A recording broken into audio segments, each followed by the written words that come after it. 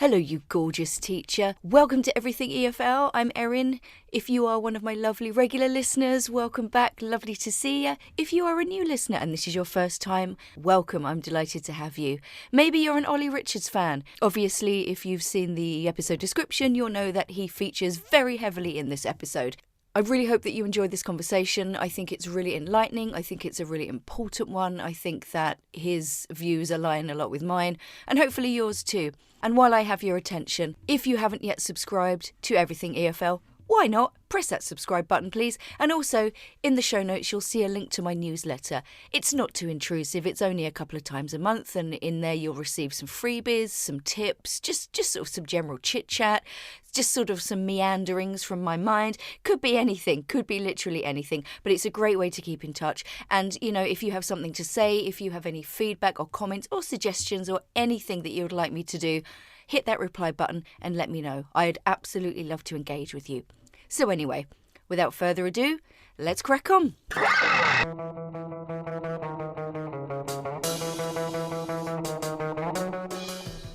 Hi, this is Erin, and welcome to Everything EFL, my little podcast about English language teaching and other teachy stuff too. Credit and honourable mentions will be given during the episode or in the show notes. Let's crack on. Okay, so today I'm talking to someone who is giving me serious career envy. When I was listing his accomplishments for this intro, I started to feel quite bad about myself.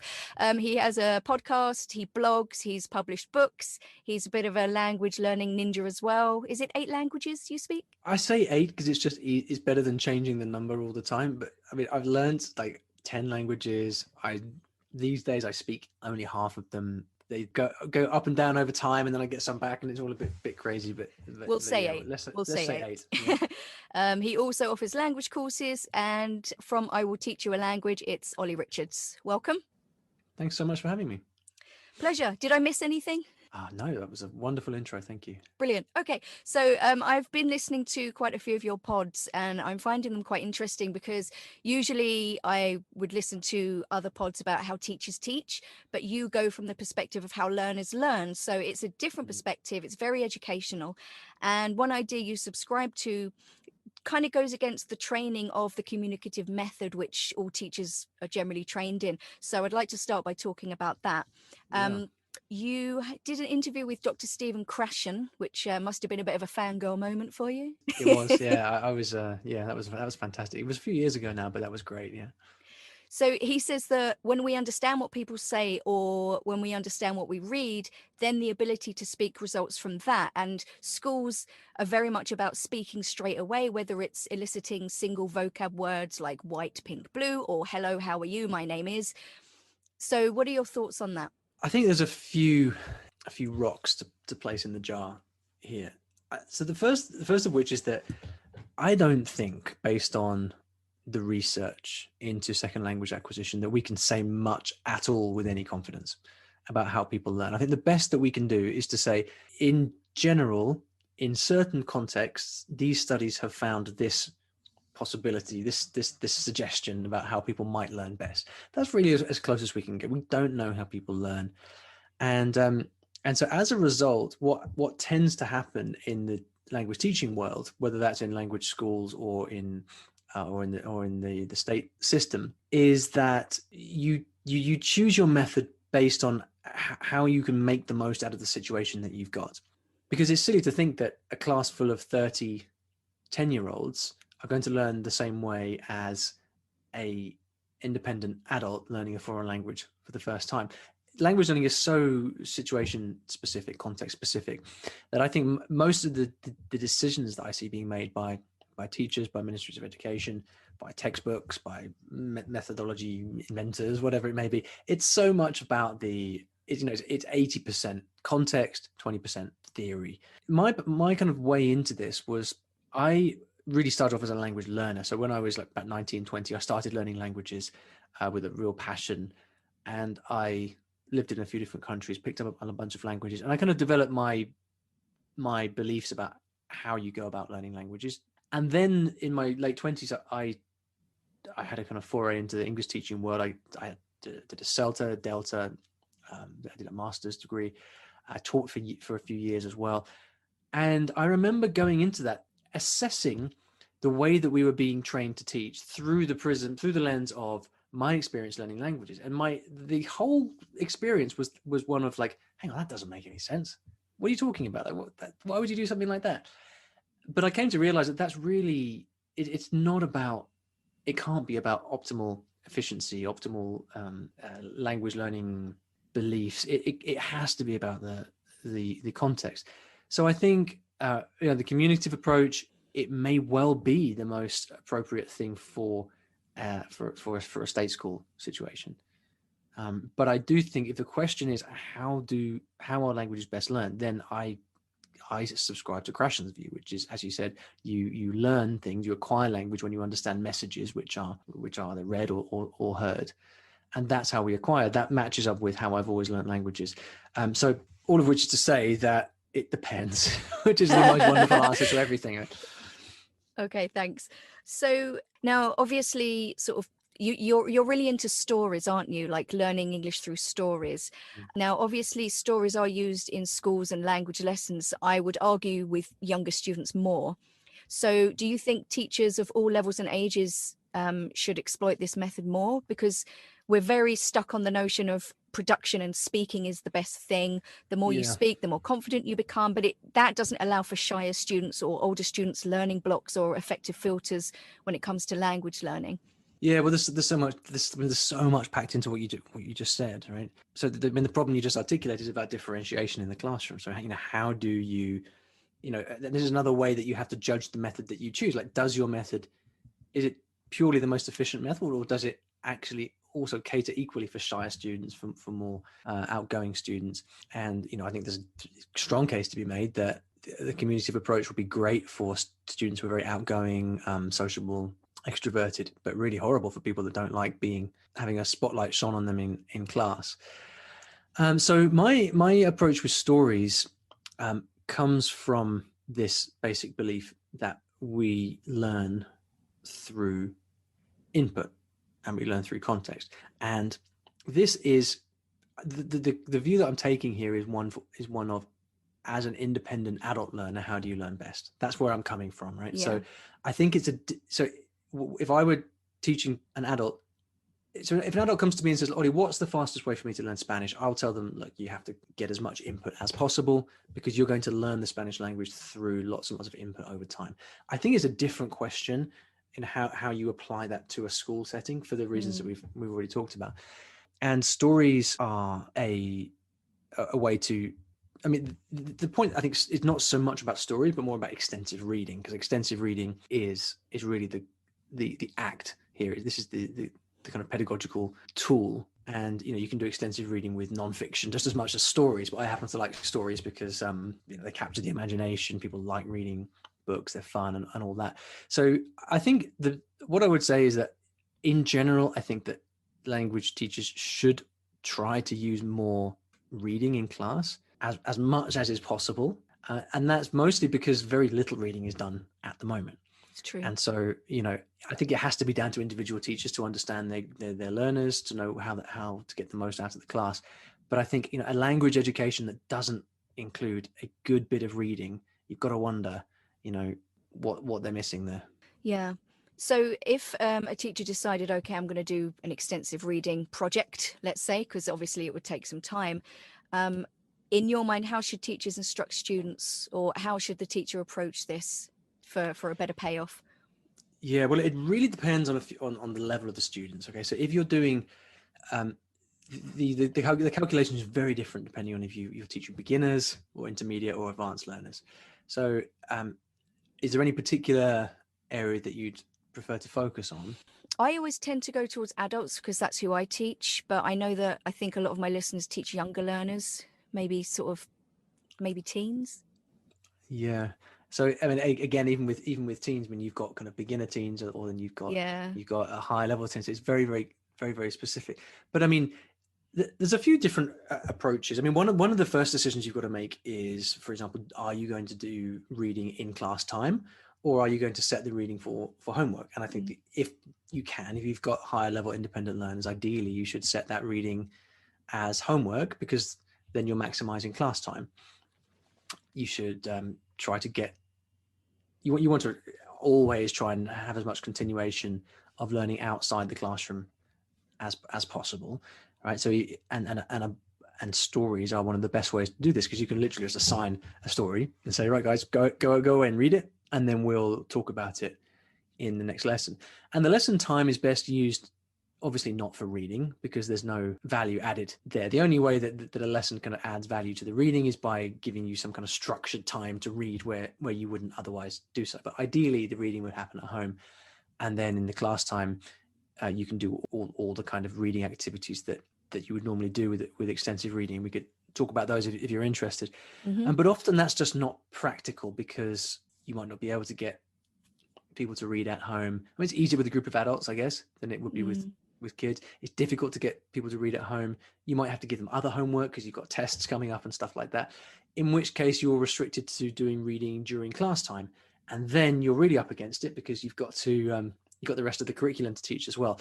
So the way that that I like to suggest approaching this is to look for links between the syllabus that you're teaching and that language content within stories. So for example, if you have to teach the past tense, can you find a story that's written in the past tense? Because then you're using the story to consolidate the learning. I mean, assuming that you're also teaching grammar in a more structural way, then by using extensive reading, you're able to kind of give practice at that stuff in a natural way. And in class time, it's really just a question of making the best of what you've got. So you're probably going to be choosing shorter passages of reading, and then try to find the time to do the post reading activities and the discussions and those kind of things. But in this kind of scenario, you're already talking about compromise and making work whatever you can. It's a tricky situation. So the British Council did some very interesting research a while back, which listed reasons that teachers don't use extensive reading in the classroom. And so by far the most common response was really not knowing how to, and not understanding how it can work. So I think there is probably a training gap in a lot of situations. So to someone who has who's never used extensive reading, I think the main thing I'd suggest is really just trying it out, because it can be difficult to figure out how to make it work, and it can be difficult to understand how it can be an effective use of class time, especially when you've got tests to teach. But I would really encourage teachers listening to try it out, because what you stand to gain, there's so much potential upside, right? From encouraging students to read at home, to just giving them more exposure to language, to giving them examples of what language is actually like in the real world when it's not hidden within textbooks. So there's so much to be gained. The most important thing is to give it a try, because you can't have any of the benefits of it unless you actually give it a try. So it's not as scary as it sounds. It really isn't. No, and you're also quite into the notion of reading repetitively, so not just reading it once, reading it again and again, so that students notice different grammar patterns, they notice new phrases and stuff like that. Yeah, I mean, I find it useful. Again, it depends on the context, right? So again, if you're a higher level learner, let's say that you're a B1, B2 level learner, then I think it's a little bit different. I think at that point, the challenge ahead of you as a learner at that point is just acquiring huge amounts of less frequent vocabulary. And so in that situation, you already have a fairly decent command of the language. And so then just reading extensively is your best bet. Just read as much as you can on topics that interest you, because otherwise you're just never going to encounter enough vocabulary with enough frequency to ever learn it. But for lower level students, reading can be difficult, and you've got to relearn reading skills. So, we don't transfer reading skills from our mother tongue into foreign languages. So in reading in our mother tongue, we will do things like predict what's in the text from the headline. We'll kind of scan through to just get a sense of what it is. But when we're reading in a foreign language, we will just start reading from the first word of the first sentence, and then word number 2, number 3, number 4, number 5. It's like we never knew how to read. So we have to kind of relearn reading skills.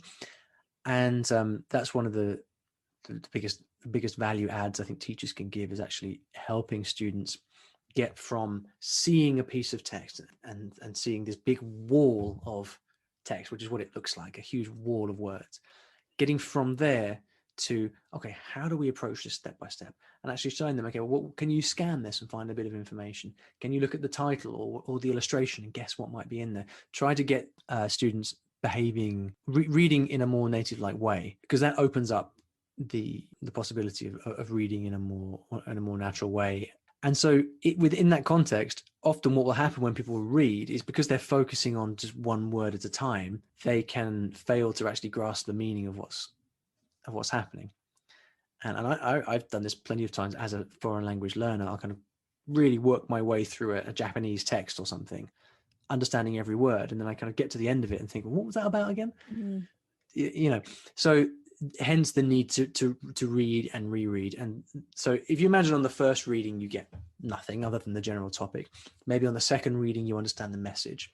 And then the third reading, you pick up a few new vocabulary words. With each pass at the text, your comfort level and your confidence level grows, so you're able to get and extract more information from the text. So that's why rereading can be so useful.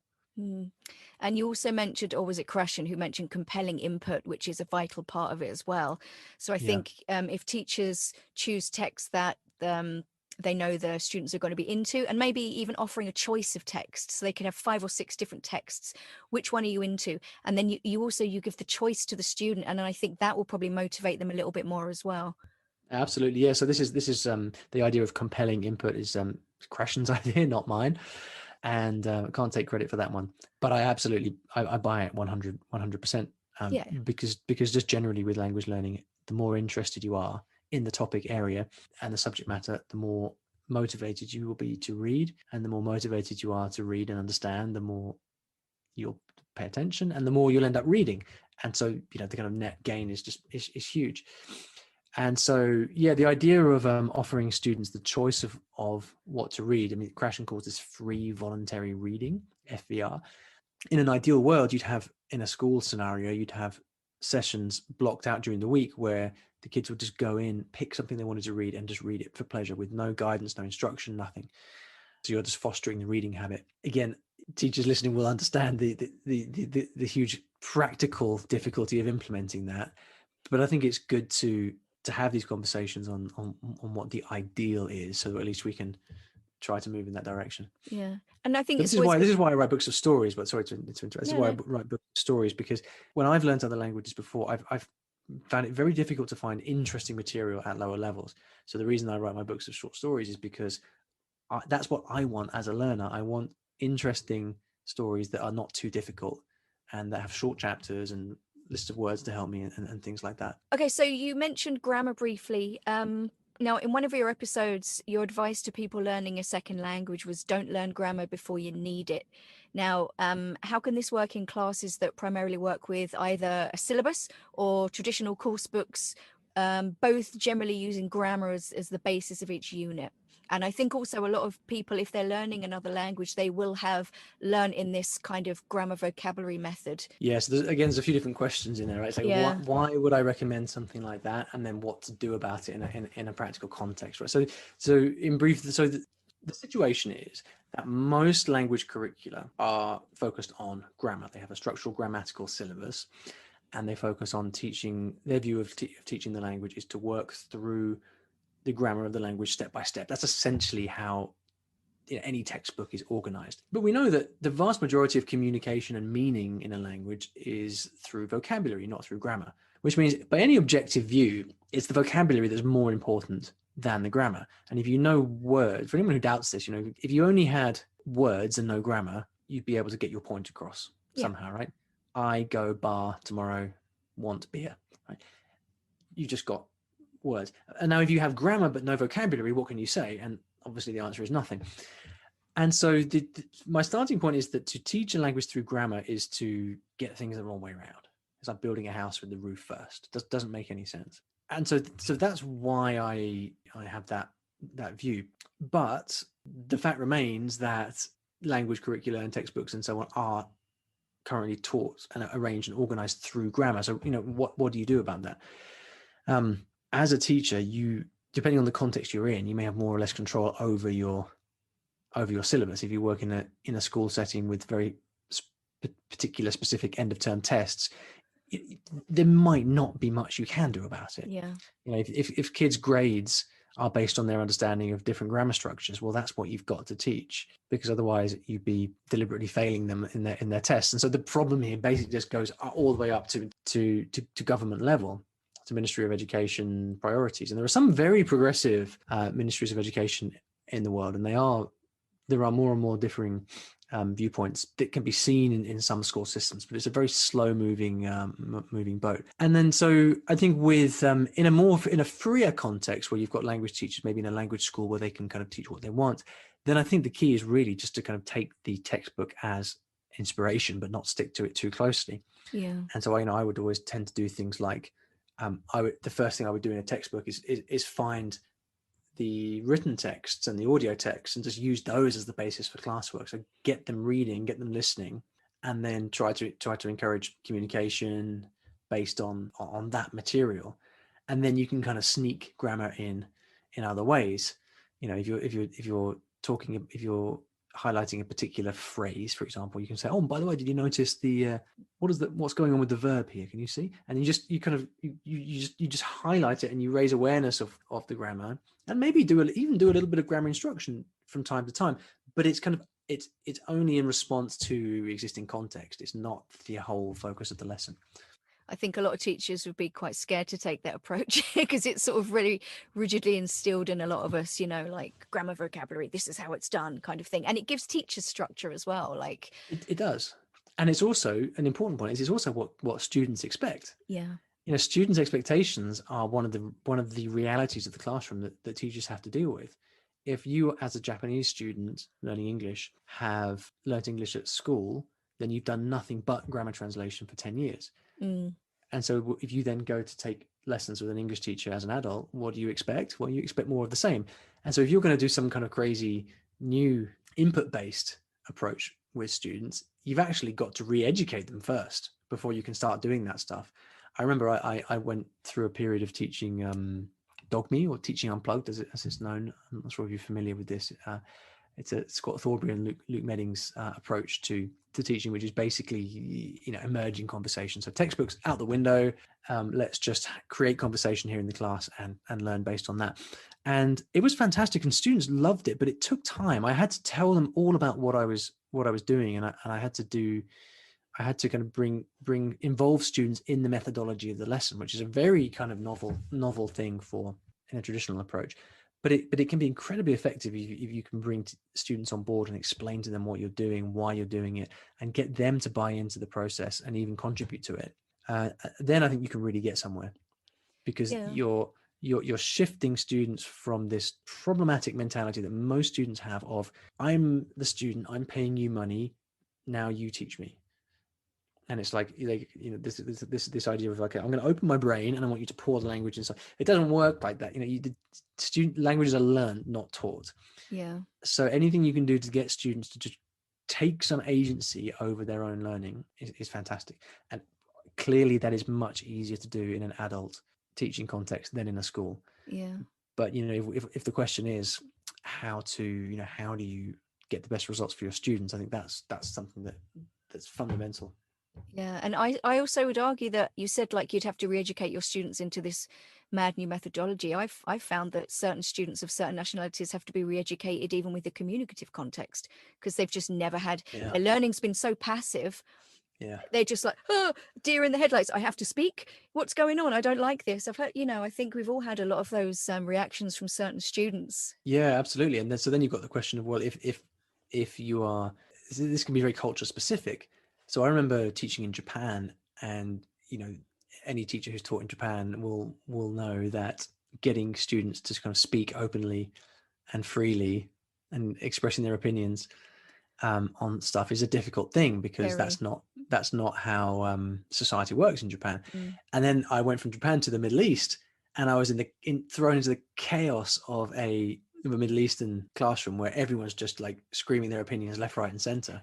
And the first thing that was just abundantly obvious right then was, well, hang on, like, you can use the same methodology in two different contexts, and you can get two totally different results.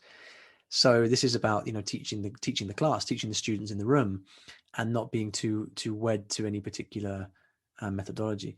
But Yeah. this is where I think this for me only kind of highlights the drawbacks of being very dogmatic in a grammatical syllabus, because how can this work equally well for different people in different contexts? It Yeah. really can't. So ultimately, it's about knowing your students and then being sufficiently skilled and experienced as a teacher to know where the intersection is between so-called good teaching and then what your students actually want and what's going to be best for them within that context. You can have the smartest, most engaged students in the world, but if they are not going to do any homework because they're too busy, then you've got to compromise.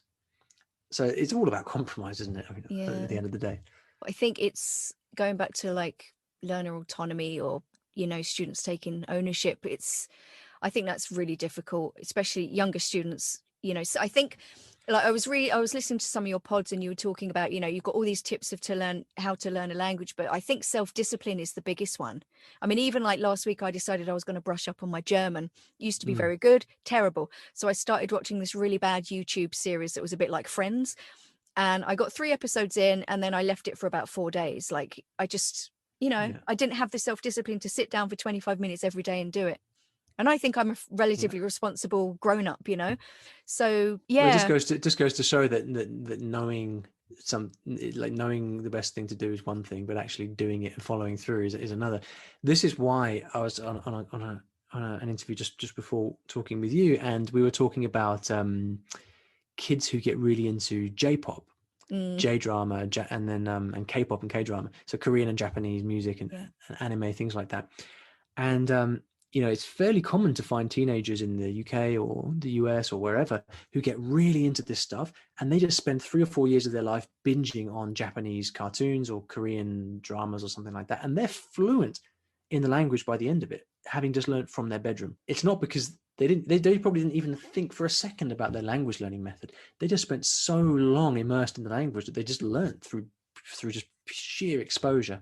So yeah, this is like but I think also that goes back to compelling input as well. They were obviously really into it. The yeah, learning side exactly. became effortless. So yeah, that Yeah, compelling input is absolutely essential, I think. there you And I go. think a lot of that's missing in a lot of the textbooks and a lot of the schools, and especially if they're using outdated books. I remember using, I'm not going to say what it was, but it had in the first unit like a bunch of sort of pop brothers and sisters. And I was teaching young adults, none of them had heard of any of them, and one of them actually said to me, "Teacher, why are we doing this? I don't know Yeah, any of these people." And I'm like, "Yeah, that's do a you know question, what? huh? Yeah, do you know what? Let's just Yeah. forget it." So we just skipped it and moved on, like. But I was less experienced then, but now, Right. Well, exactly. So that's where the experience comes in, isn't it? yeah, Because there, as a more experienced teacher, especially when you've taught a particular course book a bunch of times with different students in different countries, then you kind of know right away, okay, that's not going to work. Let's yeah, give this a wide berth. let's find something So, else. Mm. yeah. Yeah, so finding out what your students are into right at the beginning, I think, is absolutely essential. Final question. So you're very much a proponent of learning a language yourself and not necessarily using classes or tutors, but Yeah. teachers listening to this might be thinking, hold on a minute. The points that you make for this argument are quite convincing, but I do think the majority of language learners do start in like a classroom environment or with a tutor. So what in your mind is a teacher's job? What a question. The teacher's job is to motivate and guide the student to places where they wouldn't be able to get to by themselves. My rationale for saying that you don't need a teacher is not so much to say that teachers can't be useful or valuable or that you shouldn't get a teacher, but it's just to help people question the status quo, which is that for most beginners, they think, okay, I want to learn a language, therefore I go and get a teacher. Why should that be the case? Why? What about other options? What about all the um, myriad options for learning by yourself? And the answer is usually, well, they just don't know how to go about it, and so it's just Yeah. easier to find a teacher. It's what what you're used to. It's what you expect. But the kind of core principle here is that you don't learn in the classroom. You learn by yourself. So there's never much learning that goes on in the classroom, even at the best of times. I mean, you might be able to perform some exercises, do some speaking activities, study some grammar, do some vocabulary activities. That is rather going through the motions, though. The place where input becomes intake, to use more Krashen language, is actually later when you go home and you're reading something and you see, oh, that's that word I learned in class now. And then later on you go and speak to somebody and say, okay, what's that word I need to use? It's actually using the language by yourself. So any real progress in a language will happen during your own grappling and struggling with the language.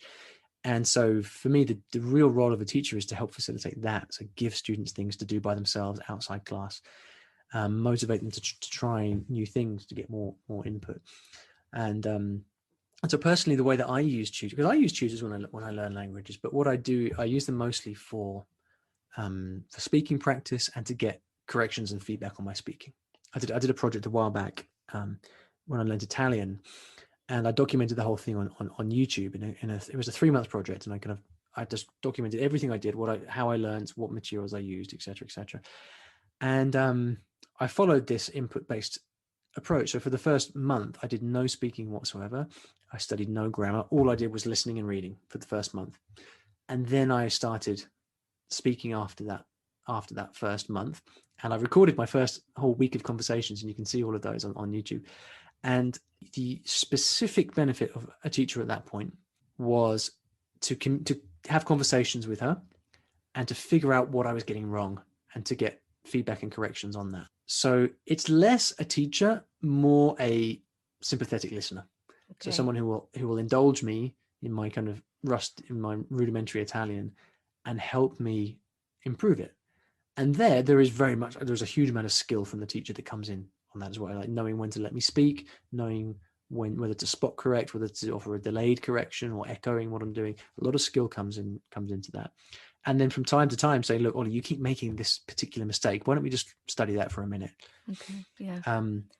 But that is quite different from a teacher saying, okay, class, today we're going to do this, tomorrow we're going to do that, and following a structured program. I think it's a fundamentally different dynamic. And absolutely. And it's not that anything is right or wrong, but it's just that for me, the main thing that I want to achieve is to encourage learners to have as much agency over their own learning as possible, because I think that's where the game is won. Yeah. Does that sort of method, using your tutor as a guide, like you said, does that work with non-beginners as well? Like if I wanted to brush up on my German? Oh yeah, 100%, absolutely, for sure. And it's easier that the higher you get, because you're able to receive more and more detailed and relevant corrections and more nuanced feedback. Yeah, excellent. Where can people find you on social media? Yes, indeed. Well, podcast listeners, podcast fans can search for the I Will Teach You a Language podcast. You can visit my website, iwillteachyoualanguage.com. And I'm doing a lot of YouTube at the moment. So if you want to follow me on YouTube, I'm doing a lot of kind of fun, creative videos there where I talk about different ways of learning languages. So you can just go to YouTube and search for Olly Richards, and you'll find me there. And say hi if you do. Reach out, send me an email. That's what you did, right? And I replied. Did I not? Absolutely, yes. And I was delighted, and I'm really happy that you took time out of your busy schedule, because I know you're busy, to talk to me. So thank you very much, and maybe we'll do it again sometime. It would be a pleasure. Thanks so much.